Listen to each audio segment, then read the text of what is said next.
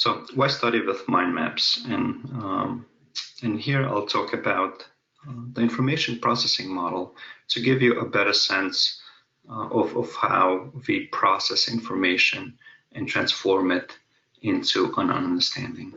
So the information processing model is made of three key steps. First one is the sensory memory.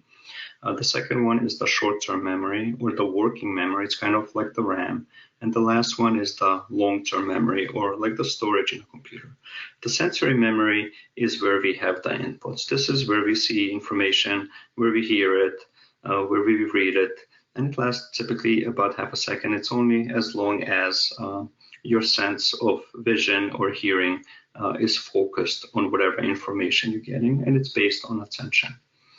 Then that goes to the short-term memory, or the working memory, which is encoded as a pattern of activity in our brains. So these typically last about half a minute, and they only last as long as they allow us to do the thinking. It's kind of like the RAM in the computer, where you can run the different programs. And it can encode up to 7 bits of information plus or minus 2. So 5 bits to 9 bits, depending on the person, depending on how often you use and how often you practice this working memory.